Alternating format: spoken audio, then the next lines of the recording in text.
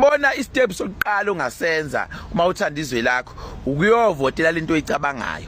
Ufika ucheck ukuthi lento oyicabangayo yiyo uyihluphe ngokuyicheck ukuthi iyiyo ngempela yini. Yiyo nesixazululo ezosizizwe bese uyovotela yona. Isinqumo sokuqala i-minimum effort leyo ongayenza as umhlali wezwe noma ngabe iliphi democratic. Ukuthi uziphi isikhathi sokubuka ukuthi lento ocabanga ukuthi isixazululo iyiso ngempela yini bese ngelanga lokuvota uyovotela yona. Yi-minimum effort ongayenza as umvoti bese okukhulu ongakwenza as umvoti ukuzama unxenxa abanye abantu abazovota umqondo ofana nowakho. Uyabona nje njengoba ubona iperception yabantu kwezepolitiki isiphumile kulento ukuthi mawumnyama uvotela umnyama. Le nto ayizenzakalanga le nto yenziwe yithi ngokukhuluma nabantu ukuthi abantu abaphume lento yokuthejwa ukuthi wena isikokela odlala kuso sincane you play around amaqembu abantu abamnyama.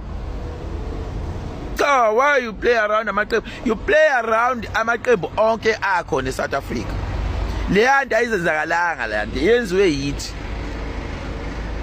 Yabo le minyaka eminingi edlule abantu ababe bakhulu behlonishwa zikhulu zezepolitiki yilabo abantu ababenza i-effort yokushaya door to door.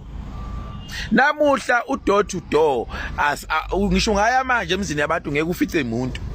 Abantu babhizi kabi abanaso leso sikhathi abantu. Door to door inkuzimalanga eyishaya door to door namhlanje yithi. Ma uthi politiki nje uyayibona ngangizwa abanye kudala kule minyaka edlule bethi thina sikaze sakubona ku door to door ngiyokwenzani ku door to door. Door to door ngawushaya kudala ngo 2008 2009 ngangishaya door to door ngeke ngalesikhathi ngisashaya door to door mina angigule ekhanda. Kodwa kuleyo ukuthi uthi wena awuvoti indaba ukuvota uswayiyeka kodwa futhi uthi wena une interest kwipolitiki noma uthi khona ongakufundisa abantu ngepolitiki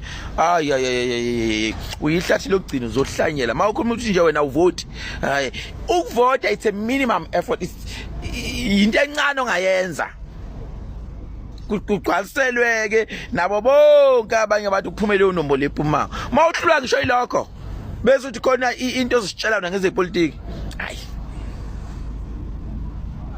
uyabona nje mina since 1999 ngiqala ngiqualifyela ukuvota ngivote zonke inketho kulolo dlule ngathi ngithi ngiyavota lapha eMatuba kwathiwa wena wabhalisa le konteneshane ngasuka there and there eMatuba ngaye international empangeni ngafike ngavota.